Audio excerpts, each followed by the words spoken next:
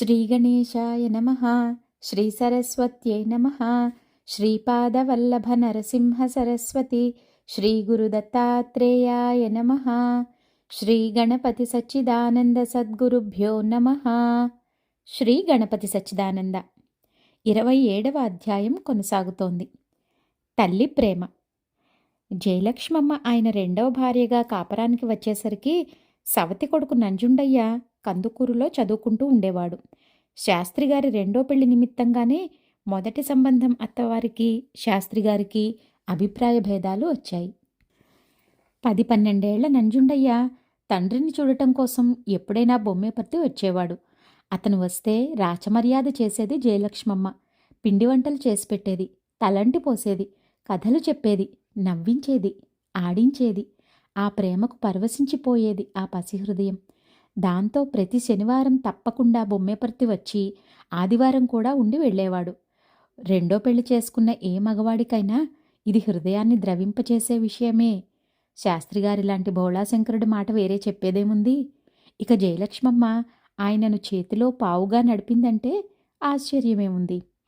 పినతల్లిని తల్లి కన్నా మిన్నగా అభిమానించిన నంజుండయ్య వెళ్ళి, పిన్నిని మనింటికి పిలుస్తావా పిలవ్వా అని అమ్మమ్మ నెత్తినెక్కి తొక్కసాగాడు. అంబమ్మవకు ప్రపంచం అంతా ఒక ఎత్తు, నంజుండయ్య ఒక ఎత్తు. వాడు చెప్పిన పని ఆవిడకు ఇష్టం కాకపోవటం అంటూ ఉండదు. అదంతే. క్రమంగా భర్తకే సరిపడని సవతి పుట్టింటి వారితో రాకపోకలు పెంచింది జయలక్ష్మమ్మ. అక్కడ ఒక రోజున ఒక సంఘటన జరిగింది. ఆ రోజుల్లో ఎవరింటికి ఎవరు వెళ్ళినా బిగుసుకు కూర్చోవటాలు ఉండేవి కాదు. ఆడవాళ్లు కలుపుగోలుగా తలో పని చేసేవాళ్లు. పని చేయటం అప్పట్లో మర్యాదకు లక్షణం. అందులో జయలక్ష్మమ్మ తన ఇంట్లో మసులుతుంటే ఒక్కోసారి తన కూతురే మసులుతోందని అనిపించేది అంబమ్మగారికి. అయినా ఆవిడ హృదయంలో ఒక మూల రవ్వంత అసూయాకంటకం కలుక్కుమంటూనే ఉండేది. ఆ మాట జయలక్ష్మమ్మకు తెలుసు. అయితే అది బయటపడే సావకాశం రానిచ్చేది కాదు. ఆ రోజు వంటింట్లో ఉట్టిమీద ఉన్న నేతికుండ దింపుతూ ఉండగా జయలక్ష్మమ్మ చెయ్యి జారింది. కుండ పగిలి ఇల్లంతా నెయ్యయింది.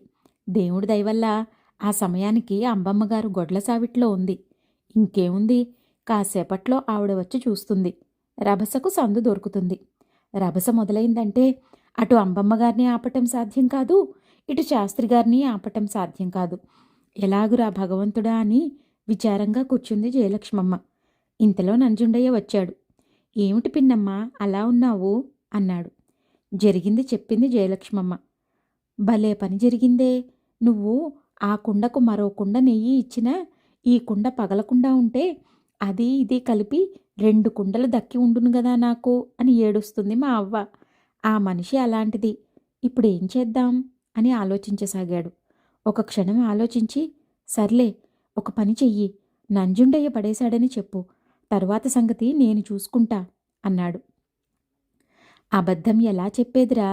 పైగా నేను తప్పు చేసి పసివాడి మీద పెట్టేదా అన్నది జయలక్ష్మమ్మ. సర్లే అయితే నువ్వు మాట్లాడకుండా ఉండు చాలు, మిగిలింది నేను చూసుకుంటాను అని పిన్నమ్మ అనుమతి కోసం ఎదురు చూడకుండానే అవ్వా అవ్వా అని కోపంగా గావు కేకలు 2 పెట్టాడు. వస్తున్నాన్రా అంటూ సాగదీసుకుంటూ వచ్చింది అంబమ్మవ్వ. ఏమిటిది? ఏమిటా పెట్టటం? అసలే చీకటి, నేతికుండ ఇలా వంకరగా పెడితే ఎట్టా? ఆవిడ ఇంకా ఇంట్లోకి రాకముందే అరిచాడు నంజుండయ్య. ఏమైందిరా అంటూ లోపలికి వచ్చింది ఆవిడ. ఏమైందేమిటి? ఇలా చెయ్యేశానా ఇలా ఠాప్పని పడిపోయే. అదే నా నెత్తిన పడుంటే గుండు చిల్లేగా. ఏం పనిది నువ్వు అని దర్జాగా డబాయించి పారేశాడు. మా నాయనే పోతే పోయింది వెధవనెయ్యి. వెధవ నా చేతులు మాడిపోను, వంకరగా పెట్టాను కాబోలు. ఇలా వచ్చేయ్, కాలు జారి పడతావో ఏమో అని అంబమ్మగారు మనవడి తల ఓసారి తడివి మరీ చూసింది. పమిటి చెంగుతో వస్తున్న నవ్వు దాచుకోలేక యాతన పడ్డది జయలక్ష్మమ్మ.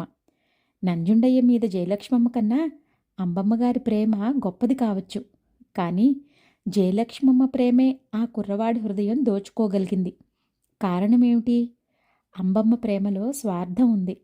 జయలక్ష్మమ్మ ప్రేమ నిస్వార్థమైనది. ఇందులో వైశాల్యం ఉంది. ఈ వివేకం ఆ కుర్రవాడికి లేదు. కానీ ఈ విశాల నిర్మల ప్రేమలోని మహత్వం అతనికి తెలియకుండానే అతనిని గెలుచుకున్నది.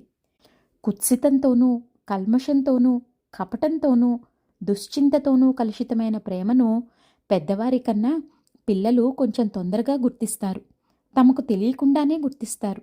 ఇది గమనించని పెద్దలు, మా పిల్లల్ని మేము నానా కష్టాలు పడి పెంచి పెద్ద చేస్తే చివరికి వాళ్ళు మా మొహం చూడటం లేదు అని ఏడ్చి లాభం లేదు. పోట్ల గేదె. ఇక పిల్లలలో ఉన్న బలహీనతలతో పాటు వారిలో ఉన్న విశేష ప్రజ్ఞలను గుర్తుపట్టే ప్రయత్నం చెయ్యాలి పెద్దలు. పిల్లల్లో అలౌకిక ప్రజ్ఞ ఒకవేళ ఉంటే అది గుర్తుపట్టటం నిజంగానే కష్టం అనటానికి ఒక సంఘటన జరిగింది. బొమ్మేపర్తిలో ఒక పోట్ల గేదె ఉండేది. గేదెలు సామాన్యంగా మందకొడిగా ఉంటాయి. వాటిల్లో పొడిచే ఒడుపు కూడా తక్కువ. కానీ ఈ గేదె మాత్రం ప్రజల్ని భయంకరంగా పొడిచేది. కాళ్ల క్రింద త్రొక్కేది. చివరికి దాని బాధ పడలేక ఒక రోజున దాన్ని కొట్టి చంపేద్దామని ప్రయత్నించారు కొందరు. కానీ అది వాళ్లకి ఎదురు తిరిగి మరీ రెచ్చిపోయి వాళ్ళందర్నీ కుమ్మి పెట్టడమే కాకుండా ఊరంబడి పడి అందర్నీ తొక్కి నానా భీభత్సం చెయ్యసాగింది.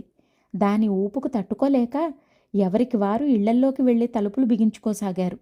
ఇది ఇలా జరుగుతుండగా ఎటునుంచి వచ్చాడో సత్యం దానికి ఎదురు పరిగెత్తసాగాడు. అప్పటికి వీధంతా నిర్మానుష్యమై ఆ గేదె రణరంగంలో గెలిచిన వీరుడిలాగా వగరుస్తూ వీధి మధ్యలో నుంచుంది. ఇంతలో ఎవరో అరిచారు, మావా, నీ కొడుకు పోట్ల గేదె దగ్గరకు వెళుతున్నాడయ్యో అని. ఏ ఇంట్లోనో దాక్కుని ఉంటాడులే అనుకుంటున్న కొడుకు గేదెవాత పడుతున్నాడని తెలిసేసరికి కాళ్ళు వణకసాగినాయి శాస్త్రిగారికి. దాంతో ఇంట్లోనే చతికిలబడి ఉపాస్య దైవం నరసింహస్వామిని ప్రార్థించసాగాడు. తండ్రి నరసింహ, వాడు నా కొడుకు కాదు, నీ కొడుకే.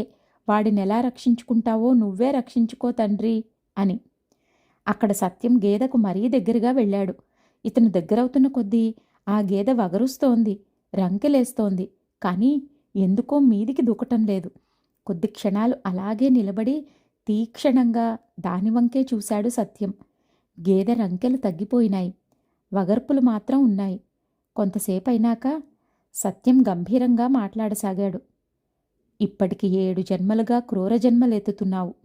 అంతకుముందు నువ్వు చేసిన పాపాలు తక్కువ. శిశుహత్యలు చేశావు, బ్రహ్మహత్యలు చేశావు, స్త్రీ హత్యలు చేశావు. అందుకనే వాళ్ళంతా కలిసి నిన్ను చంపాలని చూస్తున్నారు. చేసిన పాపాలకు ఇలా పాడు జన్మలెత్తి 10 మంది చేత చీచీ అనిపించుకున్నా కూడా సిగ్గు రావటం లేదా? ఇంకా పాపం మూట కట్టుకోవాలనే అనిపిస్తోందా? సత్యం ఇలా మాట్లాడుతూ ఉంటే ఆ మొరటుగొడ్డుకు ఏవో పూర్వజన్మ స్మృతులు వ్యక్తమైనాయి కాబోలు. కళ్ళంబడి నీళ్లు కార్చసాగింది. కొద్దిసేపటికి ఆ గొడ్డు ముందరి కాళ్ల మీద వాలి సత్యానికి నమస్కరించి లేచి వెనక్కి వెళ్ళిపోయింది. అప్పటినుంచి అది ప్రజలను పొడవటం మానేసింది. దీంట్లో కొంత లోకాతీత తత్వం ఉన్నమాట నిజమే. కానీ గమనించవలసిన అంశం మరొకటి ఉంది. తమను కేకలేసిన వాళ్ళు ప్రేమతో కేకలేశారా, ద్వేషంతో కేకలేశారా అని గొడ్డుకు కూడా తెలుస్తోందని అర్థమైంది కదా. ఇక పిల్లలకు ఆ విషయం తెలీదా? పిల్లల్ని కేకలేసే సందు దొరికింది కదా అనే ఉబలాటంతోనో, తమ పెద్దరికం చూపెట్టుకోవాలనే పంతంతోనో, నన్నెదిరిస్తాడా అనే క్రోధంతోనో, తప్పు చేస్తే సహిస్తానా అనే క్రౌర్యంతోనో పిల్లల్ని దండించేవాళ్ళు పిల్లలకు విరోధులుగానే మిగులుతారు.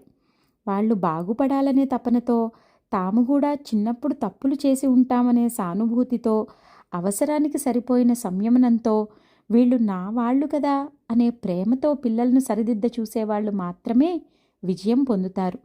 నీకు ఉన్న ప్రేమే వాళ్లను మందలించే అర్హతను నీకిస్తుంది. నీ మందలింపులకు సాఫల్యం ఇచ్చేది కూడా నీకు ఉన్న ప్రేమే. పాదపూజ. చిన్నపిల్లలు చేసే తప్పులన్నీ నిజంగా తప్పులు కావు. ఒక్కోసారి వాళ్ల తెలివి వాళ్లను తెలివి తక్కువతనంలో పడేసి తప్పు చేయిస్తూ ఉంటుంది. అలాంటి సందర్భాలను గుర్తించి సరిదిద్దగలిగితే మనం ఆ పిల్లల దృష్టిలో దేవతలమే అయిపోతాం. ఇందుకు ఉదాహరణ సత్యం జీవితంలో ఒకటి జరిగింది. ఒకసారి తను వాళ్ళ తాతగారి ఇంటికి వెళ్ళాడు. అప్పుడు అతనికి 4-5 ఏళ్ళు ఉండవచ్చు. ఆ సమయానికి తాతగారి స్వగ్రామం సోగాలలో పెళ్ళి ఏదో ఉండి అందరూ అక్కడికి వెళ్ళారు. సత్యం తండ్రికి సత్యం గురించి కానీ, జయలక్ష్మమ్మ గురించి కానీ, ఆధ్యాత్మిక విశేషాలేవీ తెలియవు. కానీ తాత లింగಣ್ణ గారికి, అమ్మమ్మ సావిత్రమ్మ గారికి కొంత కొంత తెలుసు.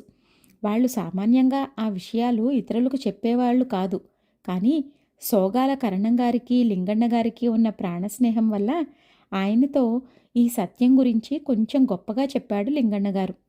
కొంచెం బొద్దుగా ఉండి, రవ్వంత బొజ్జ ఉండి, బుల్లి బుల్లి బుగ్గలుండి, అల్లిబిల్లి మాటలుండి, బుడిబుడి నడకలుండి, పులుకు పులుకు చూపులుండి, అసలే ముద్దులొలుకుతున్న ఈ కుర్రబాబును గురించి విన్న దగ్గర నుంచి వాణ్ణి ఎత్తుకోవాలని, ఆడించాలని, లాలించాలని, ముద్దాడాలని కరణం గారికి ఆరాటంగా ఉండేది.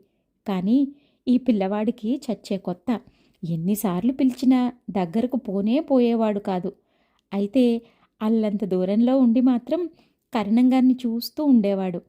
ఆ ఇంటి దర్జా, ఉయ్యాలబల్ల టీవీ, ఆ పాడి ఆవుల షోకు అతన్ని బాగా ఆకర్షిస్తూ ఉండేవి.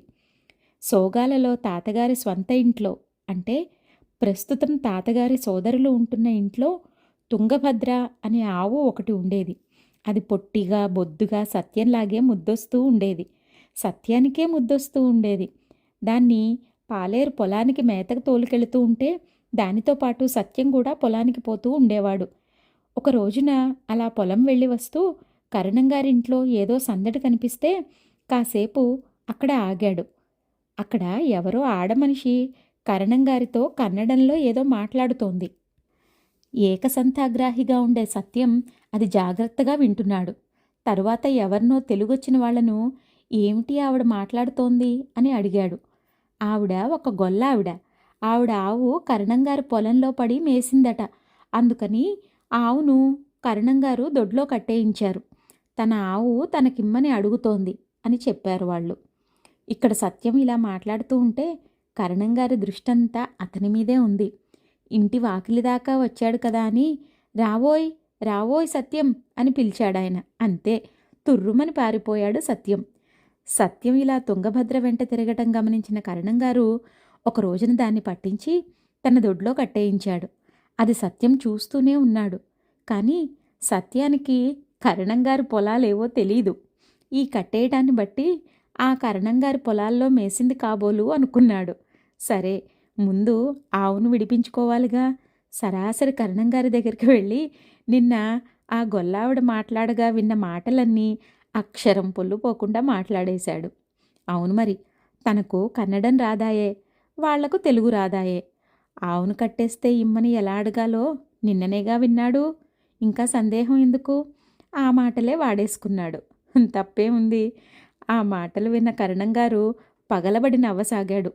ఆ మాట అర్థం తెలిస్తే కరణంగారు ఎందుకు నవ్వుతున్నాడో తెలిసేది సత్యానికి. అయ్యా, ఆ ఆవు నాకు ఉన్న ఏకైక జీవనాధారం. దాని పాలమ్ముకుని కూడబెట్టుకున్న డబ్బుతో నేను బ్రతకాలి. ఎదిగి పెళ్లికి వచ్చిన కూతురుంది నాకు. దాని పెళ్లి కూడా ఈ డబ్బులతోనే చెయ్యాలి నేను. కనుక దయ ఉంచండి. అది ఆ మాటలకు అర్థం. చిన్నారి సత్యం పొన్నారి నోటి వెంబడి పెళ్లికి ఎదిగిన కూతురుంది నాకు అని వినేసరికి పొంగిపోయి నవ్వుకున్నాడు కరణంగారు. ఈ కుర్రవాణ్ణి ఉడికించడం కోసం నేనివ్వను పో అన్నాడు కరణంగారు. సత్యం మళ్ళీ ఆ పాటే పాడాడు. ఆయనకు ఒకటే ఆనందమై చివరకు తటాలను లేచొచ్చి సత్యాన్ని ఎత్తుకుని ముద్దులాడి లోపలికి తీసుకువెళ్ళి స్వయంగా కుర్రవాడి కాళ్ళు చేతులు కడిగి తన ఉత్తరీయంతో తుడిచాడు. తరువాత ఆ చిరు సిరి పాదాల మీద అరవిరిసిన సిరిమల్లెలు దోసిళ్లతో పోశాడు. ఆ పైన బిళ్ళలు పెట్టి పప్పు బెల్లాలు పెట్టి రోజూ ఒకసారి వచ్చి ముద్దిచ్చి వెళతానంటే ఆవునిస్తా అన్నాడు. ఆ షరతు వల్ల సత్యం సోగాలలో ఉన్నంతకాలం ఆ కరణంగారికి ఆ భాగ్యం దక్కింది. ఈ అవతారంలో మొట్టమొదటి పాదపూజ చేసిన అదృష్టం కూడా ఆ కరణంగారికే దక్కింది. తరువాత కరణంగారి వల్లే తన భాషలో తప్పు గ్రహించిన సత్యం సిగ్గుపడ్డాడు. కానీ తను తప్పు మాట్లాడినా కూడా తన మీద అంత ప్రేమ చూపిన ఆ కరణంగారి మీద సత్యానికి అభిమానం ఏర్పడిపోయింది. ఆ తరువాత కొద్ది కాలానికే ఆ కరణంగారు పరమాత్మలో లీనం కావటం మరో విశేషం. పిల్లలకు మన మీద అభిమానం ఏర్పడేలాగా చేసుకోవాలి ముందర. అలా వాళ్లకు అభిమానం పుడితే వాళ్ళు ఆ పెద్దల కోసం ప్రాణమైనా ఇవ్వటానికి సిద్ధపడతారు. ఇందుకు ఒక ఉదాహరణ మేకేదాటులో సంభవించింది. లింగన్న గారికి పాడి పశువులంటే ప్రాణం. ఆయన వాటికి పేర్లు పెట్టుకుని కన్నబిడ్డల్లాగా ముద్దుగా పిలుచుకుంటూ ఉండేవాడు. సోగాలలో తుంగను వదిలేసి వచ్చాక మేకేదాటులో మరో ముద్దుల గోవుకు గంగా అని పేరు పెట్టుకున్నాడాయన. సత్యానికి 5-6 ఏళ్ల వయసులో ఒకసారి మేకేదాటు వెళ్ళాడు. 1 నెలో 2 నెలలో అక్కడ ఉంటే ఆ 2 నెలల్లో వాళ్ల ఇల్లు ఒక కొలిక్కి తెచ్చాడు సత్యం. పిల్లవాడు నిద్రపోతుంటే తప్ప ఇంట్లో ఏ వస్తువుకి క్షేమం లేదు. ఇంట్లో అల్లరి చేస్తున్నాడని బయటకు పోరా అంటే గొడ్ల సావిట్లోకి వెళ్ళి దూడల్ని విప్పేసేవాడు, మేకల్ని వదిలేసేవాడు. అదేమిట్రా అంటే, ఆరిందాలాగా దాని పిల్లకి అది పాలిచ్చుకోవద్దు అనేవాడు. పిల్లవాడు ఎంత అల్లరి చేసినా ఇంట్లో అందరికీ ముద్దే వచ్చేది. ముఖ్యంగా లింగన్న గారికి వాడంటే మరీ ప్రాణంగా ఉండేది. ఎప్పుడైనా ఒకసారి అల్లరి మరీ ఎక్కువ అనిపించినప్పుడు కేకలేయబోయేవాడు లింగన్న గారు. కానీ అప్పటికే బుంగమూతి పెట్టుకుని బుడ్డి బుడ్డి చేతులు తిప్పుకుంటూ కమలాల లాంటి కళ్ళు కదిలించుకుంటూ వద్దు తాత అని మనవడు వచ్చిరాని కన్నడంలో బతిమాలేసరికి పక్కున నవ్వొచ్చి గబుక్కున ఎత్తుకుని ముద్దు పెట్టుకునేవాడాయన. అందుకే సత్యానికి కూడా ఆయనంటే ఎంతో భక్తి, భయము గూడాను. అగస్త్య దర్శనం. సత్యానికి కూడా గంగతో చనువు పెరిగిపోయింది. గంగ కూడా ఈ కుర్రవాడు దగ్గరకొస్తే సొంత దూడను చూసినట్టు పొంగిపోతూ ఉండేది. ఒకరోజు ఎవరూ లేకుండా చూసి కట్టేసి ఉన్న గంగను విప్పదీసి మేతకు తీసుకుపోయాడు సత్యం. అన్ని ఆవుల్ని మేతకు పంపిస్తున్నారు తప్ప దీన్ని పంపించటం లేదని జాలే తప్ప అది నిండు చూలాలు, దాన్ని తిప్పరాదు అని కుర్రనాగన్నకి తెలీదు. గంగ మెడలో తాడు పట్టుకుని సరదాగా కావేరి ఒడ్డంబడి ఎగువకు తీసుకుపోయాడు సత్యం. అలా చాలా దూరం వెళ్ళాడు. అది వానాకాలం. ఏరు బాగా నిండి పొంగి పారుతోంది. ఉరవడి తీవ్రంగా ఉంది. తను పోతున్న చోటు ప్రమాదకరమైందని, అటు ఎవరూ గొడ్లను తీసుకుని వెళ్లరని సత్యానికి తెలీదు. కుర్రతనం కదా, పైగా కొత్తాయే. నది ఒడ్డంబడే మేస్తున్న ఆవు ఉన్నట్టుండి అడుక్కి దిగబడిపోయింది. దాని మెడలో తాడు సత్యం చేతిలోనే ఉంది. ఏమిటా అని ముందుకు చూస్తే ఒత్తుగా ఉన్న గడ్డి అడుగున ఉన్న మట్టి నేలను ఏటివాలు కోసేసింది. అది తెలియక గంగ అక్కడ కాలు పెట్టింది. దేవుడి దయవల్ల అక్కడ ఊబి లేదు. ఆవు నీళ్లల్లో తేలుతూనే ఉంది గాని నీటి వేగం దాన్ని దూరంగా లాగేస్తోంది. సత్యం నిలబడి నేలకు కాళ్ళు మోటించి మనిషి వెనక్కు వాలి ఏటి ధాటికి ఎదురొడ్డి తాడును బిగపట్టి గంగను బయటకు లాగాలని ప్రయత్నిస్తున్నాడు. అది సాధ్యం కావటం లేదు. పైగా అతని చిన్నారి చేతులు మెల్లిమెల్లిగా చచ్చుబడిపోతున్నాయి.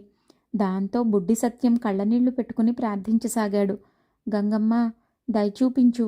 ఈ గంగ అంటే తాతగారికి ప్రాణం. అది లేకుండా నేను ఇంటికెళ్తే చంపేస్తారు. అసలు ఆయన కూడా చచ్చిపోతారు. గంగ లేకపోతే అమ్మో, చచ్చిపోవటం అంటే భయం కదా. అందుచేత నా గంగను నాకిచ్చేయి.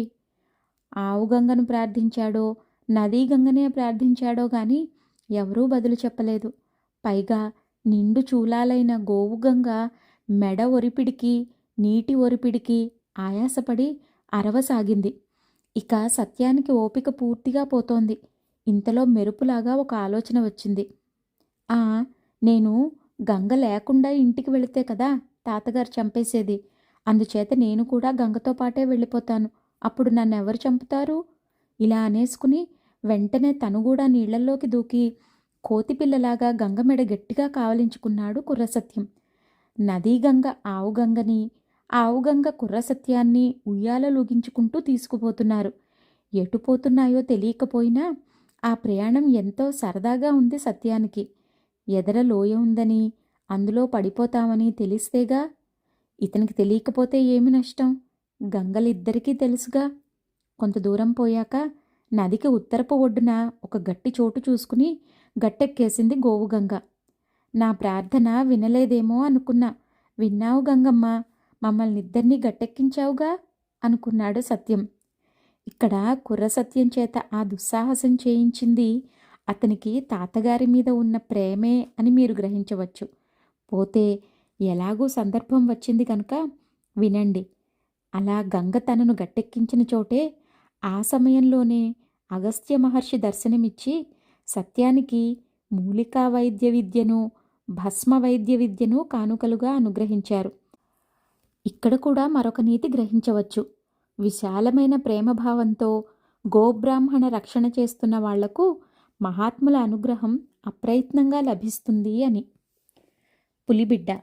ఇక మరో విషయం, ఒక్కొక్కప్పుడు కొందరు పిల్లల్లో లోకోత్తరమైన కొన్ని లక్షణాలు కనిపిస్తాయి.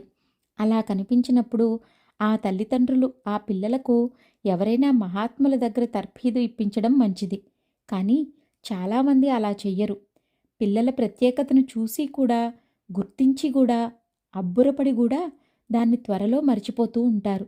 స్వామీజీ జీవితంలో అలాంటివి చాలా జరిగినాయి. కానీ స్వామీజీ జీవితమే ఒక ప్రణాళిక ప్రకారం జరిగింది.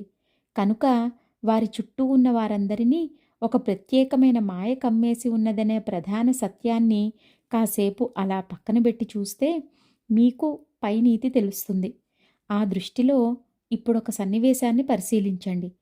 బాలసత్యం బొమ్మేపర్తి ప్రవర్తనకి, మేకేదాటు ప్రవర్తనకి చాలా తేడా ఉండేది. అక్కడి పెద్దలకి, ఇక్కడి పెద్దలకి ఉన్న దృష్టి భేదమే ఇందుకు ప్రధాన కారణం. అయినా ఇద్దరు పెద్దలకు అనేక మార్లు అనేక అలౌకిక ఘటనలు చూపించబడ్డాయి. అయినా ఇద్దరూ చూడనేలేదు. అది చిత్రం.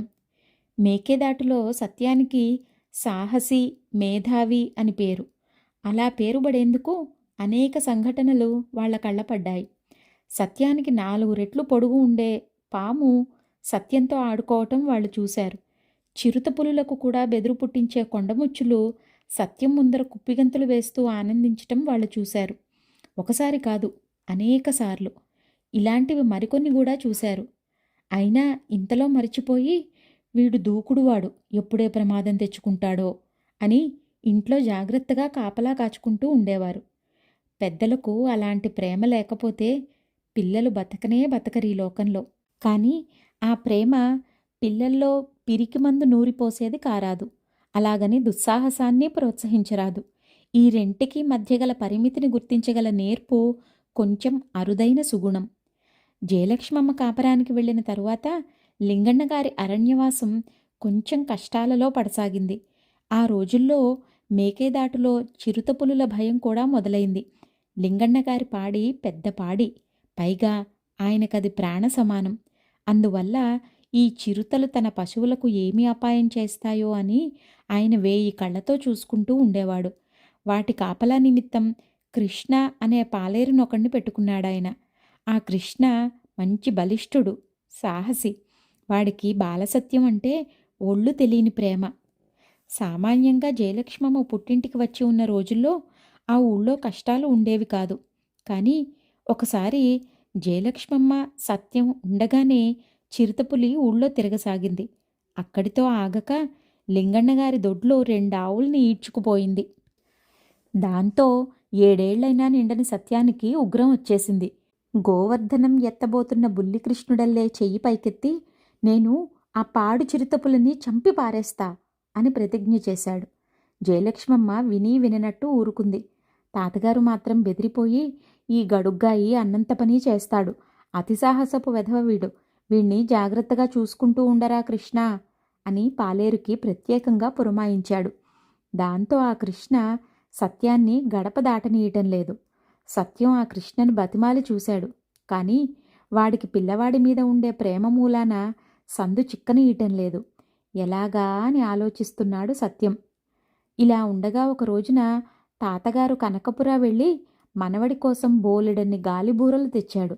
వాటిని చూసేసరికి ఒక మెరుపు మెరిసింది సత్యం బుర్రలో. ఆ రాత్రి అర్ధరాత్రి అయ్యాక పిల్లిలా ఇంట్లో నుంచి జారుకున్నాడు సత్యం. ఆ సాయంత్రమే ఇంట్లో ఉన్న 2 ఖాళీ కిరసనాయిలు రేకు డబ్బాలు, తన దగ్గర ఉన్న బూరలు అన్నీ ఒక చెట్టు కింద రహస్యంగా దాచి ఉంచాడు. ఇప్పుడు వాటిని చేతబుచ్చుకుని అర్కావతి దాటి కొండవైపు నడిచాడు. అడవి లోతట్టులో ఒకచోట దాదాపు 50 అడుగుల గుంట ఉంది. ఆ గుంట ఒడ్డున ఒక మంచి పొద కోసం వెతికాడు. ఒక వెలగ చెట్టు కింద ముళ్ళపొద కనిపించింది. ఆ ముళ్ళపొదలో ఒక కిరసనాయిలు డబ్బా గుచ్చి అందులో మెల్లిగా తను కూర్చున్నాడు. గాలిబూరలన్నింటికీ దారాలు కట్టి డబ్బా బయటకు పడేసి దారాలు లోపల తన చేత్తో పట్టుకుని 2వ డబ్బా నెత్తిన బోర్లించుకున్నాడు. అలా ఆ డబ్బాలలో కదలకుండా కూర్చున్నాడు. కొంతసేపటికి చిరుతపులి వచ్చింది. దానికి దగ్గరలో నరవాసన తగిలి వెతకసాగింది. పొద దగ్గరకు వచ్చింది. అక్కడ గాలికి తేలుతున్న బుడగలను సత్యం దారాలతో కదిలిస్తూ ఉన్నందువల్ల, ఆ బుడగల విచిత్రమైన రంగుల వల్ల ఆ పొదలో ఏదో విచిత్రమైన జంతువులాగా కనిపించింది చిరుతకు. కొత్త జంతువు అనేసరికి ఏ ప్రాణికైనా భయమే. అది మెల్లిగా డబ్బాల దగ్గర దాకా వచ్చి బెరుకు బెరుకుగా వాసన చూస్తోంది. ఇంతలో దైవ సంకల్పమో ఏమో వెలగపండు ఒకటి రాలి ఢామ్మని పెద్ద ధ్వని చేస్తూ బోర్లించి ఉన్న డబ్బా పైన పడ్డది. అసలే కొత్త జంతువు అనుకుంటూ ఉండగా ఈ కొత్త ధ్వని వచ్చేసరికి చిరుతపులి బెదిరిపోయింది. ఆ బెదురులో తోక జాడించి కొడుతూ వెనక్కి తిరిగింది. జాడించిన తోక గాలిబుడగలకు తగిలి టపాటపా పేలిపోయినాయి. ఇదంతా అరసెకండులో జరిగిపోయింది. ఈ కొత్త అరుపులకు బెంబేలెత్తి దిక్కుతోచక ఒక్క గెంతు గెంతింది పులి. సరాసరి 50 అడుగుల లోతుకెళ్ళి పడ్డది. కాళ్ళు విరిగిన చిరుతపులి ఇక పైకి ఎక్కలేక అక్కడే పడి కుక్కలాగా మొరగసాగింది. అడవిలో వింత చప్పుళ్ళు విన్న పాలేరు కృష్ణ బ్యాటరీ లైట్ పట్టుకుని పరిగెత్తుకొచ్చాడు. అడవి జీవనంలో అరుపులకు, పిలుపులకు అన్నింటికీ సంకేతాలుంటాయి. కృష్ణ, లింగన్న గారు పరిగెత్తుతూ ఇచ్చిన సంకేతాలు అందుకుని మరికొందరు లంబాడీ రైతులు కూడా పరిగెత్తుకు రాసాగారు. అందరూ అక్కడికి చేరేసరికి డబ్బాలలో నుంచి బయటకు వచ్చి గుంటగట్టు మీద నిలబడి చూస్తున్నాడు సత్యం. ఇదేదో సత్యం చేసిన సాహసమే అని గ్రహించిన పెద్దలు వివరాలన్నీ అడిగి తెలుసుకుని ముక్కున వేలేసుకున్నారు. ఎంత సాహసం చేసేవరా దుడుకు వెధవా, ఇలాంటి పని చెయ్యవచ్చా అని గాబరాగా కావలించుకుని ఎత్తుకున్నాడు లింగన్నగారు. ఇక పాలేరు కృష్ణలాంటి యువకులు గుంటలో పడి ఉన్న చిరుతను రాళ్లతోనూ బల్లాలతోనూ చంపాలని ప్రయత్నిస్తూ ఉంటే ఆపాడు సత్యం. అక్కరలేదు, ఆ పాపం మీకు అక్కరలేదు, అదే చచ్చిపోతుంది అన్నాడు. కాళ్ళు విరగటమే కాక పడటంలో తలకు కూడా దెబ్బ తగిలిన ఆ చిరుతపులి ఆ రోజే చచ్చిపోయింది. ఈ సంఘటనతో సత్యం తెలివికి, సాహసానికి ఆ అడవిలో ఘనకీర్తి లభించింది. దీన్ని చూసిన లింగన్నగారు తరువాత కాలాలలో సత్యాన్ని బండబుర్రగా లెక్క వేయసాగాడంటే అది మహామాయ కాక మరేమిటి? కథలు వింటున్న పెద్దల ముఖాలలో మెరుస్తున్న ఆనందం చూసి సన్నగా నవ్వారు స్వామీజీ. ఆ నవ్వు చూసి కొంచెం సర్దుకుని కూర్చున్నారు పెద్దలు. మళ్ళీ వివరించసాగారు స్వామీజీ. కథలు వినటం పుణ్యమే, కథల తత్వాన్ని విశ్లేషణ చేసుకోవటం మరింత ముఖ్యం. అలా విశ్లేషణ చేసుకుని స్వామీజీ తన బాల ప్రణాళికను రచన చేసుకున్నారు. ఎవరు ఎంతకాలం ఇక్కడ ఉండాల్సిన అవసరం ఉందో అంతకాలమే వాళ్ళు ఇక్కడ ఉంటారు. వాళ్ళు ఇక్కడ ఉండాల్సిన అవసరం ఉందని స్వామీజీ చెబుతున్నా వినకపోతే ఫలితం వారే అనుభవిస్తారు. చంద్రశేఖరయ్యను చూస్తున్నారుగా మీరు. వాళ్ళ అవసరం తీరాక నిమిషం ఉంచరు స్వామీజీ. తన అవసరాల కోసం, సేవ కోసం పిల్లల్ని అట్టిపెట్టుకుంటున్నారని ఎవరైనా భావిస్తే అది కేవలం వాళ్ల దుశ్చింతను స్వామీజీ అనే అర్థంలో చూడటమే. ఇకపోతే పిల్లలతో నేను ఆడుకుంటాననేది నాకు తీరిక ఉండి కాదు. యోగ తరంగాలను, భావతరంగాలను, సంస్కార తరంగాలను మరొక జీవిలోకి ఎక్కించటం ఎంత కష్టమో తెలిస్తే మీకు ఈ సందేహం కలిగేదే కాదు.